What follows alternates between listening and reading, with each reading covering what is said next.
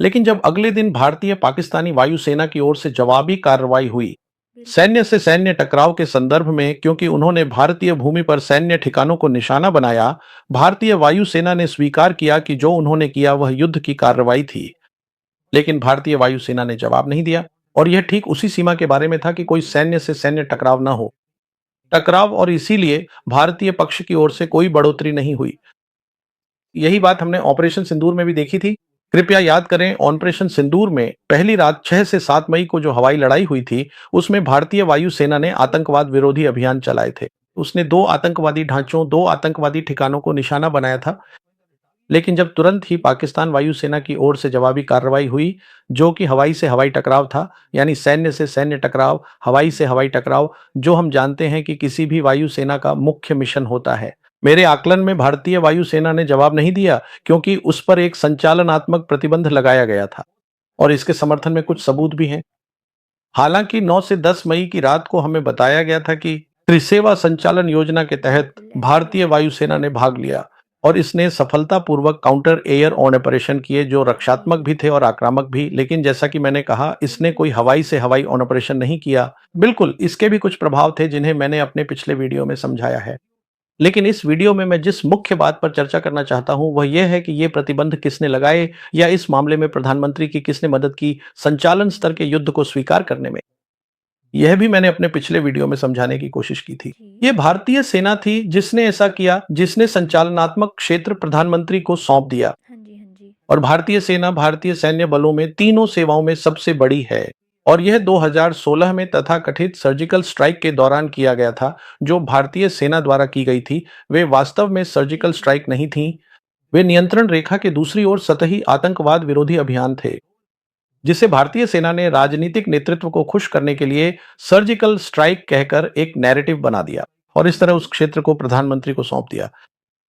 अब सवाल यह है कि भारतीय सेना ने ऐसा क्यों किया, और इसका जवाब बहुत ही सरल है। जी। कृपया याद रखें कि किसी भी सेना का मुख्य कार्य गर्म युद्ध के लिए तैयारी करना होता है। और जब बिल्कुल। हम गर्म युद्ध की बात करते हैं, तो हम जनरलशिप की कला को अपनाने की बात कर रहे होते हैं। और जनरलशिप की कला यह है कि आप युद्ध के विज्ञान और कला के बीच संतुलन बनाएं। यही युद्ध की कला है, और ये किसी भी वरिष्ठ अधिकारी या जनरल का मुख्य कार्य होता है। अब जब हम युद्ध के विज्ञान और कला के इस संतुलन की बात करते हैं, तो कोई भी व्यक्ति आपको बताएगा कि किसी वरिष्ठ अधिकारी की सेवा या वर्दी में अनुभव केवल लगभग 25% ही मायने रखता है, इससे अधिक नहीं। 75% जनरलशिप की कला युद्ध में आई प्रगति को जानने में है, और इसके लिए आप पढ़ते हैं और चिंतन करते हैं। यही युद्ध कला है। भारतीय सेना के मामले में, जैसा कि मैंने समझाया है, पिछले 35 वर्षों से यह आतंकवाद विरोधी अभियानों में उलझी रही है, जो जी। कि सामरिक अभियान है, जिन्हें उन्होंने अब एक संचालन कला के स्तर तक ऊंचा कर दिया है, जबकि वे वास्तव में ऐसा नहीं है।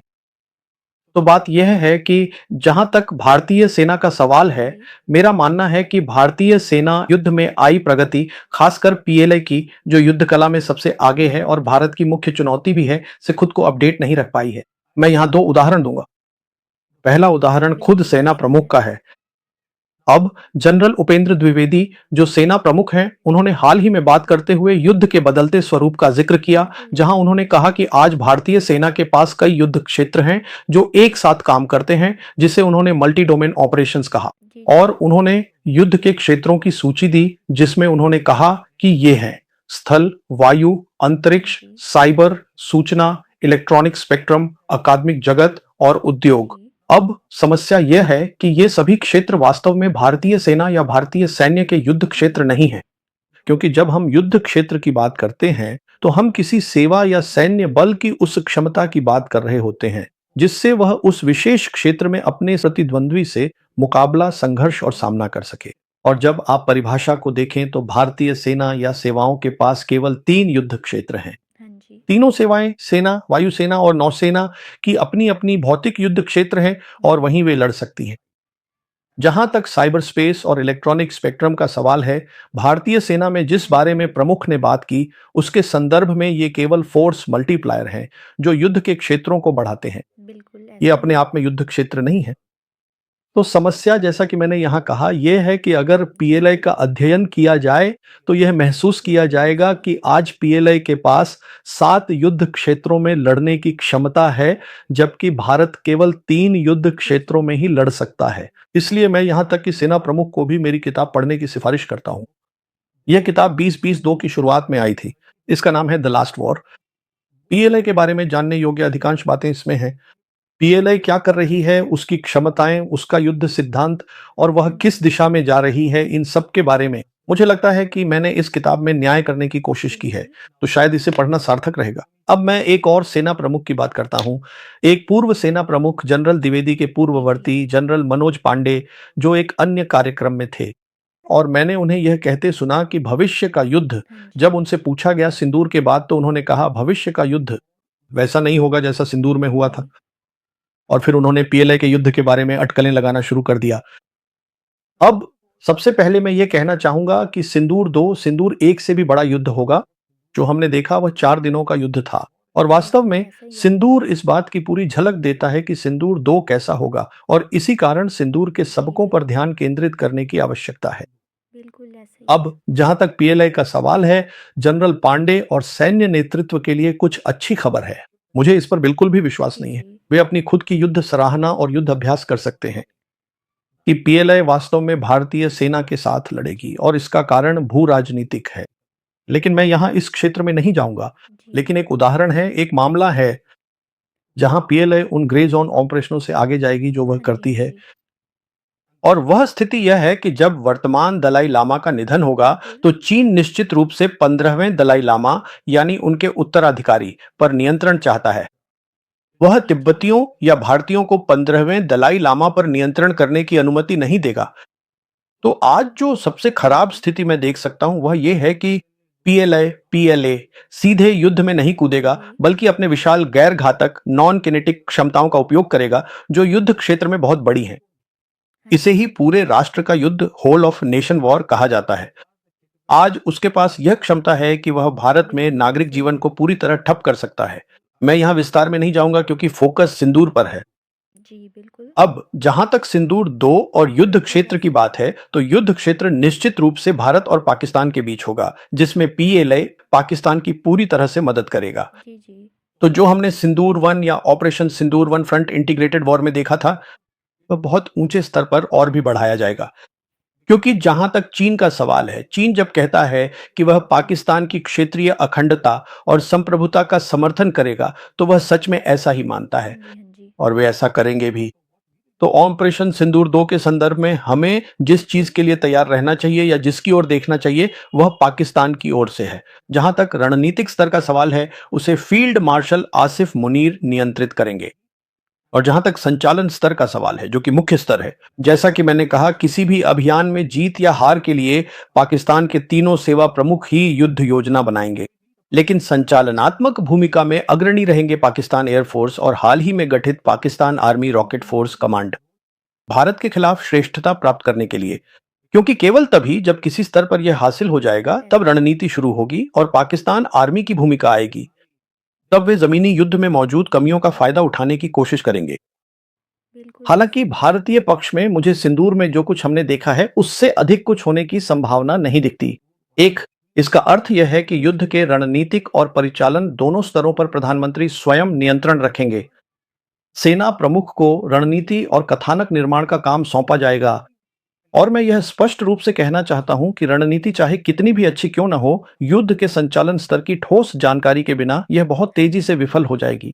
दुर्भाग्यवश अब जहां तक संचालन संबंधी खामियों का सवाल है, बिल्कुल। स्पष्ट है कि दोनों पक्षों ने ऑपरेशन सिंदूर के दौरान इन खामियों को देखा और समझा है। और जहां तक पाकिस्तान की बात है, पाकिस्तान इन खामियों को भारतीय पक्ष की तुलना में कहीं अधिक तेजी से भर देगा, क्योंकि उसे पीएलए, चीन की हाँ सेना जी। और तुर्की दोनों का पूरा समर्थन मिलेगा। अब भारतीय पक्ष की बात करें तो जी, स्पष्ट कारणों से मैं संचालन संबंधी खामियों के बारे में बात नहीं करना चाहता। लेकिन मैं यह कहना चाहता हूं कि पाकिस्तान की ओर से पाकिस्तान सेना के तहत रॉकेट फोर्स कमांड की संरचनात्मक स्थापना या बदलाव एक बहुत बिल्कुल बड़ी ऐसा ही है। उपलब्धि रही है। और यही वह जगह है जहां वे अपने हाइपरसोनिक मिसाइल लाएंगे, जो जी, संभवतः बिल्कुल। पीएलए और तुर्की दोनों से आ सकते हैं। बिल्कुल और हर ऐसा तरह ही के है। ड्रोन यहां लाए जाएंगे। और चलते चलते मैं यह भी कह दूं कि जहां तक भारत के पास S-400 की बात है, तो वे आज अपनी श्रेणी में दुनिया की सबसे बेहतरीन प्रणाली हैं, लेकिन इनके पास हाइपरसोनिक मिसाइलों को रोकने की क्षमता नहीं है। हाँ अब जी। दूसरी बात जाहिर है कि वे भारत से आने वाले ड्रोन पर नजर रखेंगे, इसलिए ड्रोन स्वर्म के लिए माइक्रोवेव हथियार मौजूद होंगे। विशिष्ट ड्रोन पर लक्षित हमलों के लिए लेजर हथियार भी होंगे। हाँ जी, हाँ ये जी। भारत की ओर से आ रहा है। फिर जाहिर है कि पाकिस्तान की ओर से वे चीन से लेने की कोशिश करेंगे और उन्हें यह और बेहतर मिलेगा। एयर डिफेंस सिस्टम क्षेत्रीय सुरक्षा के लिए भी और बिंदु सुरक्षा के लिए भी। और जहां वे निश्चित रूप से भारत से आगे होंगे, वह है उनकी सर्ज क्षमता। ये बहुत महत्वपूर्ण है। हम जानते हैं कि जैसा कि हमने कारगिल में देखा था, उसके विपरीत जब जनरल मुशर्रफ वहां थे, चीन में बैठकर संसाधनों की मांग कर रहे थे, 2022 से चयनित पाकिस्तानी अधिकारियों को चीन में दूतावास में तैनात किया गया हाँ है जी। और उनका एकमात्र काम है सर्च के दौरान गोला बारूद और स्पेयर पार्ट्स की असीमित आपूर्ति सुनिश्चित करना। बिल्कुल ऐसा ही है। भारत के खिलाफ सिंधु में अभियानों के दौरान यह सुविधा या यह अवसर बिल्कुल, भारतीय पक्ष के लिए उपलब्ध नहीं हो सकता है। तो बिल्कुल कुल ऐसा ही है। मिलाकर जैसा कि चीजें दिखती हैं, हमें यह देखने का मौका मिला कि चीजें कैसी होंगी, क्योंकि सिंधुर में रिपोर्टें आई थी कि जम्मू और कश्मीर में उनके कंप्यूटर साइबर हमलों के कारण डाउन हो गए थे, जो पाकिस्तान से आ रहे थे। और हम जानते हैं कि साइबर हमले गैर निरूपणीय होते हैं और चीन के पास भारत के खिलाफ साइबर हथियारों के मामले में विशाल क्षमताएं हैं। मैं विस्तार में नहीं जाऊंगा, सिवाय इसके कि क्योंकि ये गैर हाँ जी। निरूपणीय हैं, इसलिए इन्हें पाकिस्तान की धरती से आते हुए देखा जा सकता है। लेकिन मैंने पहले ही कहा है कि चीनियों के पास जो क्षमताएं हैं, वे पूरे भारत राष्ट्र में भारी तबाही मचा सकते हैं। ये एक हिस्सा है। जी, दूसरा हिस्सा है कि युद्ध क्षेत्र या रणभूमि में क्या होता है। अब यहाँ कुछ निश्चित चीजें होंगी।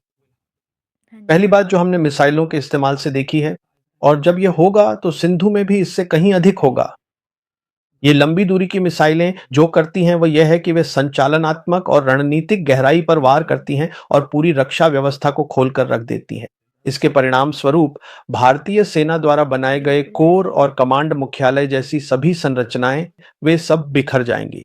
यही होने हाँ वाला जी, है। बिल्कुल। फिर पूरी रणभूमि का